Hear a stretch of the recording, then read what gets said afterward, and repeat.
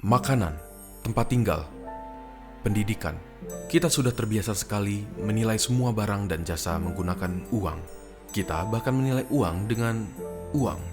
Kita lupa bahwa uang yang berada di bank hanyalah sejumlah angka di komputer. Dan uang di dompet kita hanyalah kertas yang berkilat.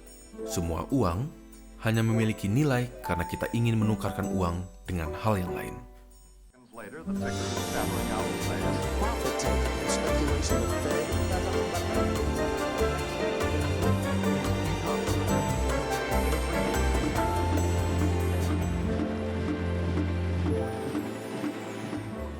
Ketika memikirkan mengenai asal-muasal uang, cenderung kita memikirkan mengenai barter.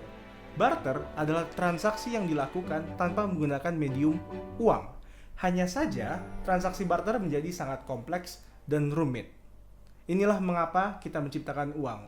Dan bukti terjadinya barter sangatlah minim. Bahkan beberapa ekonom menilai barter sebenarnya hanyalah sebuah teori yang diciptakan untuk memudahkan penjelasan akan transaksi, bukan teori yang membahas apa yang telah terjadi. Michael Becks mengatakan barter hanya sebuah eksperimen pikiran.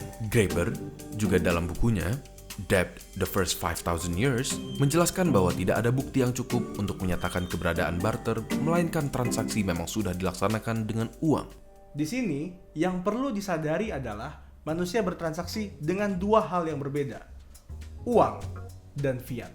Uang dan fiat memang memiliki ciri yang sama, yakni portable, divisible, fungible, dan durable. Namun uang dapat berfungsi sebagai penyimpanan nilai atau store of value. Contoh benda yang dapat didefinisikan sebagai uang adalah emas, sedangkan rupiah, dolar, peso, dan sejenisnya merupakan fiat. Artinya, fiat kehilangan daya belinya seiring berjalannya waktu karena fiat bisa dicetak dan uang memiliki nilai yang sama karena tidak dapat dicetak.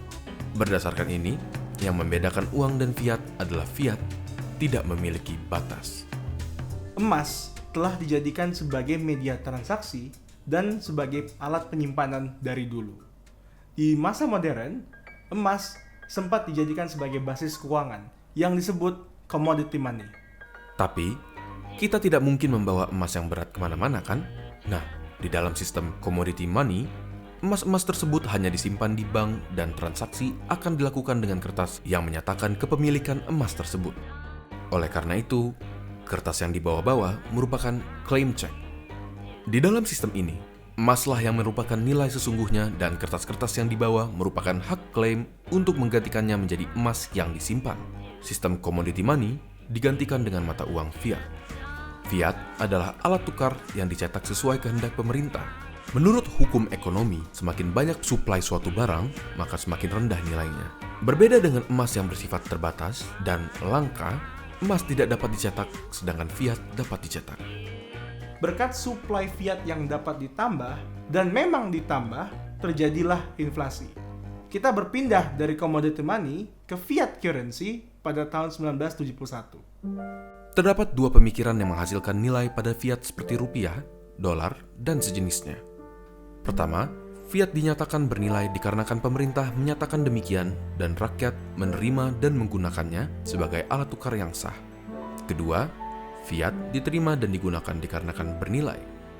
Kenyataannya, ini hanya pemikiran berputar yang tidak dapat menetapkan nilai intrinsik pada fiat seperti dolar, rupiah, dan berbagai alat tukar yang dapat dicetak tanpa batas. Akar masalah fiat adalah nilai yang dimiliki berasal dari kepercayaan masyarakat terhadap pemerintah dan bank sentral. Coba pikirkan baik-baik, sebenarnya nilai apa yang dimiliki oleh uang fiat seperti rupiah dan dolar jika pada akhirnya semuanya hanyalah sebuah kertas?